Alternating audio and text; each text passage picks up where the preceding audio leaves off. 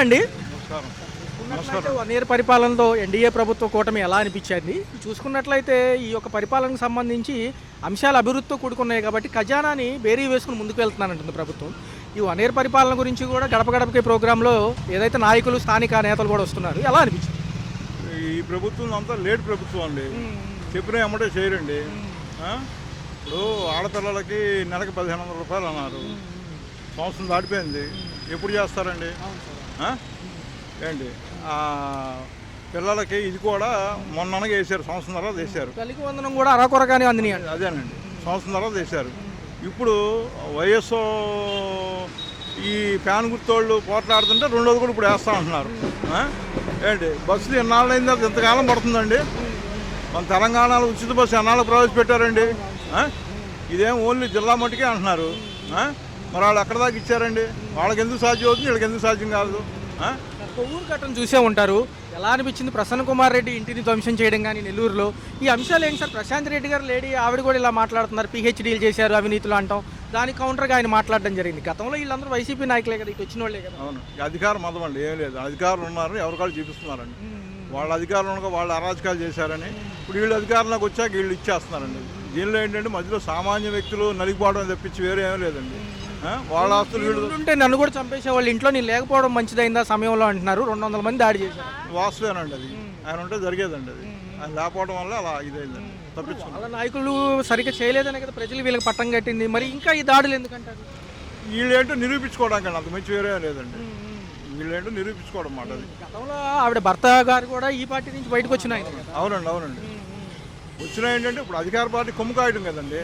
ఇప్పుడు వీళ్ళ మెప్పు పొందాలి కదా. వాళ్ళు చేసేయని కప్పిపుచ్చుకోవాలంటే ఇదేదో ఒకటి ప్రతిపక్షం మీద చూపించాలన్నమాట.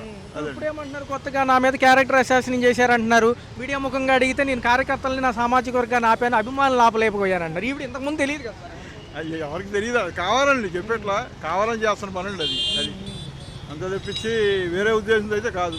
స్థానికంగా చూసుకుంటే అనిల్ కుమార్ యాదవ్ గారు మాట్లాడారు, మేము తిరిగిస్తాము, ఇలాంటి చర్యలు మేము గతంలో చేయలేదు కదా. సామూహిక దాడులు దేనికి సార్? మరి ఇంటి మీద అదేనండి, ఇప్పుడు వాళ్ళంటి నిరూపించుకోవడానికి చేయడానికి తప్పించి వేరే అయితే ఏం లేదండి. అధికారం ఉంది కదండి, వెనకాల అధికారాన్ని ఇచ్చేస్తున్నారండి. అదే రాజకీయమైన అంశాలు ఉంటే డైరెక్ట్గా మాట్లాడాలి. సభలు సమావేశాల్లో ఉంటాయి, చర్యలు ప్రతిచర్యలు ఉంటాయి, కౌంటర్లు రీకౌంటర్లు ఉంటాయి. మరి ఇంటి మీదకి దాడి ఇలా ఎలా సార్? అంటే ఫ్యామిలీ ఉంది, వాళ్ళ అమ్మగారు ఉన్నారని కూడా ఆయన చెప్తున్నారు. అవునండి, వాళ్ళకి అనవసరం అండి. ఎవరన్నా ఏం చేసినా వాళ్ళు ఏంటంటే రావటం, ధ్వంసం చేయటం, వెళ్ళటం. మనిషి దొరికితే చంపేసుకొని వెళ్ళేవాళ్ళు. చూస్తే చిత్తూరు జిల్లా పర్యటనకి ఎందుకు సార్ అన్ని ఆంక్షలు? 500 మంది రావాలి, హెలీప్యాడ్ దగ్గర 30 మంది, స్వచ్ఛందంగా వచ్చే వాళ్ళు ఎలా అవుతారు? వీళ్ళేమో సమీకరించట్లేదు కదా జనాలు. లేదండి, ఆ జనాభాను చూసి తట్టుకోలేక ఇప్పుడు పోయినసారి ఎంతమంది వచ్చారండి. ఇప్పుడు దీనికి కూడా ముందు నుంచి ఆంక్షలు పెట్టి రౌడీ షీట్ తెరుస్తామని బెదిరిస్తున్నాడు ముందు ఎస్పీ ద్వారా. అదండి సార్, చూసుకున్నట్లయితే సహజంగా వచ్చే వాళ్ళు ఎలా అవుతారు? అభిమానంతో వస్తారు కదా. అవునండి, అవునండి. అభిమానంతో వచ్చేవాళ్ళు ఎవరు ఆపలేరండి. వాళ్ళు ఇటు వస్తారు, వీళ్ళు ఎన్ని కేసులు పెట్టినా ఏం చేసినా వాళ్ళైతే ఏం ఆగరండి. అదండి రైతులు కూడా చెప్పడం జరిగింది, గతంలో కేజీకి 200 వచ్చి 2.5 వచ్చేది, ఇప్పుడు ఈయన ప్రకటించిన నిమిత్తం కూడా 4 రూపాయలు ఇచ్చి అమ్మటిని కొనుగోలు చేపట్టారు. ఈయన వస్తారనే భయంతో తప్ప అక్కడ ఇంతకుముందు ఇంత రేట్ లేదని వాళ్ళే చెప్తారు. వాస్తవం అండి, అది వాస్తవం. అది వీళ్ళు వచ్చి ప్రతిపక్షం వస్తుందన్న ఉద్దేశంతోనే వాళ్ళు అలాగా రేటు మడి పెంచి ఇచ్చేసారండి రైతులకి.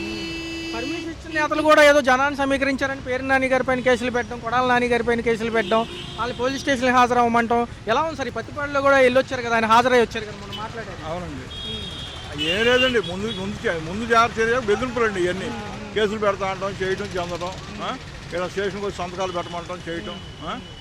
జగన్ గారు కూడా అంటున్నారు సార్, ఎన్ని కేసులు పెట్టినా భరిస్తాము, మీ టైం ఇది, 4 సంవత్సరాల తర్వాత మేము తిరిగిస్తాము, 2.0తో ప్రజల్లోకి పాదయాత్రగా వస్తాను నేను ఖచ్చితంగా, మేమైతే భరించడానికి రెడీగా ఉన్నాం అంటున్నారు కదా. ఎలా ఉంది? అవునండి, అది వాస్తవం అండి. జరిగేది అదేనండి. ఇప్పుడు వీళ్ళు చేసినప్పుడు వాళ్ళు చేయలేరండి. వాళ్ళు చేతకంత అర్థంలా చెప్పండి.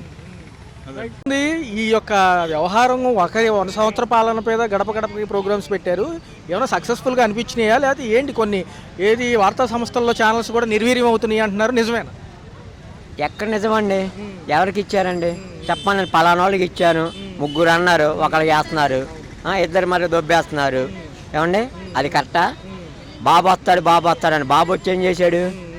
ఏమండి మీ ఒక్క ప్రభుత్వం కాదు కదా, 3 పెట్టుకున్నారు, అది కరెక్టా? నారావారు అన్నారు, నారావారు ప్రభుత్వం కాదు కదా, నందమూరి వాళ్ళు తెలుగుదేశం ప్రభుత్వం, మీరు నారావాళ్ళు, మీది కాదు కదా, అది నందమూరి వాళ్ళది. అది రాజశేఖర రెడ్డి గారు కొడుకు కాబట్టి, అలా మడ్డకు పుట్టాడు కాబట్టి, అది జగన్మోహన్ రెడ్డి వైఎస్ రాజశేఖర రెడ్డి గారిని ప్రభుత్వం పెట్టుకున్నాడు. మీరు మీ ప్రభుత్వం ఎలా పెట్టుకున్నారు? 9 సంవత్సరాలు చేశారు, మళ్ళీ వస్తా అన్నారు. 3 సిలిండర్లు అన్నారు. 3 సిలిండర్ కాదు 30 సార్లు దొడ్లోకి వెళ్ళాల్సి వస్తుంది. అది చూసుకుంటే నిన్న మొన్న కూడా సంఘటన జరిగింది. కొవ్వూరు ఘటన ఎలా అనిపించింది? మహిళా నేత పైన ఇటుపక్క ప్రసన్న కుమార్ రెడ్డి గారు మాట్లాడారు, ఆవిడ కూడా ప్రశాంత్ రెడ్డి గారు కూడా అనుచిత వ్యాఖ్యలు చేశారు. అవినీతిలో ఏదైతే ఉందో పిహెచ్డి చేశారు ప్రసన్న కుమార్ రెడ్డి గారు అనడంతో చెలరేగిన ఈ యొక్క వివాదం ఎంతవరకు దారితీసిందో చూసాం. ఇంటిపైన దాడి కూడా చేశారు నెల్లూరులో. ఎలా అనిపిస్తుంది? అక్కడ దాకింది స్వామి, అలా కాదు నేను నిన్న జగన్మోహన్ రెడ్డి గారు పులివెందులు వెళ్ళారు. ఆయనకి ఏమి ఇచ్చారండి మాకు? అదొక్కటి చెప్పండి. నిన్న జగన్మోహన్ రెడ్డి వాళ్ళ నాన్నగారు పుట్టినరోజు, కారు పక్కన ఎవరు ఉండకూడదంటే మరి నీకైతే నీ సొంత ప్రాణం, యువతలో సొంత ప్రాణం కదా. ఎలా ఉంది సార్? అంటే ఈ ఘటన పర్టికులర్గా ఈ ఘటన నెల్లూరు ఘటన ఎలా అనిపిస్తుంది? అక్కడ దాడి చేయడం ఎంతవరకు? ఇంటి మీదకి వెళ్ళి మరి కరెక్టా? అది కరెక్టా? అన్నం తినే వాళ్ళు చేస్తారా? అదే రాజశేఖర రెడ్డి గారు మమ్మల్ని అన్ని పలగొట్టారు. జగన్మోహన్ రెడ్డి సీఎం అయ్యాడు, మన అక్కడ ఎన్టీఆర్ జిల్లా పెట్టాడు. ఎన్టీఆర్ అక్కడ సర్కిల్ తీసేవచ్చు మరి, అది బెంచ్ కమిటీ ద్వారా అది అడ్డమే కదా. మరి ఈరోజు చూసుకుంటే చిత్తూరు జిల్లా పర్యటనకు సంబంధించి ఏదో బంగారుపాలెం వద్దన్నారుగా, కారు పక్కన ఎవరు ఉండకూడదు అన్నాడు. జగన్మోహన్ రెడ్డి నడుచుకుంటే వెళ్ళాలా? ఆడి పుటకతో వచ్చాడు. నువ్వు నిన్నగాక మనం 2 ఎకరాలతో వచ్చావు. నువ్వు 2 ఎకరాలతో వచ్చి రామారావుని పట్టుకొట్టావు, చంపేశావు. బంగారుపాలెనికి ఏదైతే ఆంక్షల మధ్యలోనే జరుగుతుంది, ఎలిపేట వరకు 30 మంది 500 మందికి మించి పర్మిషన్ లేదంటారు. అసలు ఏమన్నా ఉన్నారు కదా సార్, ఏమన్నా అన్నారు కదా, పర్మిషన్ ఏమన్నా ఎవరు రానివ్వని అన్నారు కదా. ఇప్పుడు అదే జరుగుతుంది కదా అక్కడ. ఒకసారి చూడండి సార్. అవును చూడండి, ఏమన్నా అంటే ఏమన్నా అన్నారు. జెండాలు కట్టి ఉన్న కార్లు ఎన్ని వచ్చినాయి, ఎలా వచ్చింది చూడండి. ఎవరిని వెళ్ళనట్లా, నో ఎంట్రీ అంటున్నారు. ఈ ఘటనకు వస్తే ఈ ప్రశాంత్ రెడ్డి గారు అలా వ్యాఖ్యలు చేయడం ఎంతవరకు సమంజసం? ఆల్రెడీ ఎమ్మెల్యేగా ఉన్నారు కదా, ఇప్పుడు వాళ్ళకి కాదనే కదా వీళ్ళకి ఇచ్చింది. వీళ్ళ సమస్యలు మరి తీర్చొచ్చు కదా, మళ్ళీ ఈయన మీద ఎందుకు వ్యాఖ్యలు చేశారు? అవును స్వామి, మీరు మన పారసారథి ఏం చేశాడు? నిన్నగాక మన దాంట్లో పార్టీ మారాడు. పారసారథి ఏం చేశాడు? ఏం మాట్లాడాడు పారసారథి? నువ్వు చూడు ఎమ్మెల్యే, ఇప్పుడు నువ్వు చూడు ఎమ్మెల్యే, ఆయన పదవి ఇచ్చారు. ఆయన ఇల్లు ఎక్కడ? కనగలూరు. నువ్వు చూడు ఎమ్మెల్యే, ఆయన ఏం మాట్లాడాడు? అది కట్ట? అది కట్ట కాదు కదా. అది మీరేమంటున్నారంటే ప్రసన్న కుమార్ రెడ్డి గారు, నేనుంటే నన్ను కూడా చంపేసేవాళ్ళేమో, అంతమంది వచ్చి దాడి చేయడం సమంజసం కాదు కదా. ఈ సంస్కృతికి పాడింది, చర్మగీతం పాడింది మేమే, అప్పుడు మళ్ళీ మీరు మొదలు పెట్టారంటారు. మేము మొదలు పెట్టాలంటే ఆయన జగన్మోహన్ రెడ్డి గారు రాజారెడ్డి గారు అనిపించాలి, అప్పుడు మొదలు పెడతాడు. మీలాగా మేము దొంగ దెబ్బలు తీయడం మా చేత కాదు, మాకు చేత కాదు స్వామి. ఫస్ట్ మొన్న వల్లిపులేని వంశీని లోపల ఎందుకు వేశారు? అసెంబ్లీలో ఏమన్నాడు? బాబు చంద్రబాబు నాయుడు గారు నీకు పుట్ల మాధవరెడ్డి గారు పుట్టాడు అన్నప్పటికే లోపలేసింది, లేకపోతే ఎందుకు వేస్తారా ఆయన్ని? అదండి. ఈ ప్రశాంత్ రెడ్డి గారు లేడీ ఎమ్మెల్యే కదా, ఎందుకని అనుచితమైన వ్యాఖ్యలు ఆయన పైన? నమస్కారం అండి. చూసుకున్నట్లయితే సార్, ఏంటి జగన్మోహన్ రెడ్డి గారికి సంబంధించి ఎప్పుడు ర్యాలీలు పెట్టినా, ఏ అంశాల్లో ఉన్నా కానీ, ఎక్కడికి వెళ్ళినా కానీ అన్నీ కూడా అడ్డుకుంటున్నారు. పర్టికులర్గా చూసుకుంటే ఈరోజు ఏదైతే చిత్తూరు జిల్లా పర్యటన, ఏదైతే బంగారుపాలెనికి సంబంధించి రైతులు పరామర్శకు వెళ్తున్నారు, తోతపరకు గిట్టుబాటు ధర లేదు, చాలా ఇబ్బంది పడుతున్నారని చెప్పి ఎలా అనిపిస్తుంది? దీనికి కూడా ఆంక్షలు పెట్టడం జరిగింది, ఎందుకంటారు? భయం అన్నమాట. జగన్మోహన్ రెడ్డి గారంటే ఈ కుటుంబ ప్రభుత్వానికి, ముఖ్యంగా నారా చంద్రబాబు నాయుడు, పవన్ కళ్యాణ్కి భయం అన్నమాట. ఎక్కడైతే జగన్మోహన్ రెడ్డి వస్తారో అక్కడ ప్రజాభిమానం పెళ్ళిపోతుందన్న విషయం కనిపెట్టిన ఈ నారా చంద్రబాబు నాయుడికి భయం పట్టుకుంది. మళ్ళీ జగన్మోహన్ రెడ్డి ప్రజల్లో అడుగు పెడుతున్నాడు. మళ్ళీ ప్రజలందరూ జగన్మోహన్ రెడ్డి పట్టణం ఎక్కడ కడతారన్న ఒక కుట్రతో జగన్మోహన్ రెడ్డి గారు నిలువరించడానికి 500 మందిని నువ్వు కార్యకర్తలను సమీకరించాలి, హెలీప్యాడ్ అంతా 30 మంది కంటే ఎక్కువ ఉండకూడదు అని చెప్పేసి ఆంక్షలు పెడుతున్న ఈ నారా చంద్రబాబు నాయుడికి నేను ఒకటే చెబుతున్నాను. నిన్నగాక మొన్న నీ కొడుకు నారా లోకేష్ నెల్లూరుకి వెళ్ళాడు. నెల్లూరుకి వెళ్తే ఎంతమంది వచ్చారయ్యా? నెల్లూరుకి వెళ్తే ఎంతమంది వచ్చారు? చూస్తున్న వ్యూవర్స్ కూడా నేను ఒకటే చెప్తున్నాను, నిజంగా ఈ కుటుంబ ప్రభుత్వం అంబేద్కర్ రచించిన రాజ్యాంగం ఏదైతే ఉందో ఆ రాజ్యాంగాన్ని తొంగలో తొక్కి ఈరోజు రెడ్ బుక్ రాజ్యాంగాన్ని అమలు చేయడానికి వీళ్ళు కంగనం కట్టుకున్నారు. ఇలాంటి రెడ్ బుక్ రాజ్యాంగాలు ఎన్నిక నువ్వు పెట్టుకున్నా సరే నిజంగా జగన్మోహన్ రెడ్డి గారి వెంట్రుకు కూడా ఊడదని చెప్పేసి మీ ద్వారా వాళ్ళకి తెలియజేస్తున్నాను. జగన్మోహన్ రెడ్డి గారు ఎక్కడికి వెళ్తున్నారండి? జగన్మోహన్ రెడ్డి గారు ఎక్కడికి వెళ్తున్నారు? మామిడి రైతుల్ని ఎందుకు మీకు గిట్టుబాటు ధర రావట్లేదు, వాళ్ళు పడే కష్టాలు, వాళ్ళు నష్టపోయిన నష్టాన్ని ప్రపంచానికి తెలియజేసే ఒక ఉద్దేశంతో జగన్మోహన్ రెడ్డి గారు ఆ పర్యటన పెట్టుకున్నారులే. కానీ జగన్మోహన్ రెడ్డి గారు వేరే నీలాగా పబ్లిసిటీకి స్టంట్ కోసం వెళ్ళట్లేదు కదా. మామూలు రైతులు మొన్నగా నిన్న ఎంత ఇచ్చావు నారా చంద్రబాబు నాయుడు? ₹2 2.5 ఇచ్చావు. ఈరోజు జగన్మోహన్ రెడ్డి గారు ఏదైతే మామూలు రైతులు పరామర్శిస్తామని చెప్పేసి ఎప్పుడైతే ప్రకటించారో తక్షణమే నువ్వు ₹4 పెంచావు. ఇంకో 2-3 రోజుల్లో ఆ మార్కెట్ మూతపడిపోతుంది. అంటే మామిడి సీజన్ ఏదైతే ఉందో పూర్తిగా మూతపడిపోతుంది. ఇంకో 4 రోజుల్లో ఆ మామిడి సీజన్, ఆ మార్కెట్ ఏదైతే మూతపడిపోతే ఆ మామిడి రైతులందరూ పెట్టిన పెట్టుబడి ఎవరైతే ఆ మామిడి పొలాలు అయితే ఎవరైతే కొన్నారో వాళ్ళు ఆ లక్షలాది రూపాయలు నష్టపోవటమే కదా. ఈ లోపే జగన్మోహన్ రెడ్డి గారు ఆ పర్యటన పెట్టి ఆ మామిడి రైతులను పరామర్శించి వాళ్ళ జరుగుతున్న నష్టాన్ని ప్రపంచాన్ని చూపించాలి, ఈ ప్రభుత్వాన్ని కళ్ళు తెరిపించాలి, కేంద్ర ప్రభుత్వం కూడా కల్పించుకోవాలనే ఉద్దేశంతో జగన్మోహన్ రెడ్డి గారు ఈ పర్యటన పెట్టుకుంటే ఆ పర్యటన కూడా అడ్డుకోవడానికి ఈ రెడ్ బుక్ రాజ్యాంగం సృష్టిస్తున్నాయి. నారా లోకేష్ అండ్ పవన్ కళ్యాణ్, నారా చంద్రబాబు నాయుడు వీళ్ళు ముగ్గురు కంకణం కట్టుకొని జగన్మోహన్ రెడ్డి యొక్క పర్యటనని అడ్డుకోవాలని చెప్పేసి తీవ్రంగా ప్రయత్నిస్తున్నారు.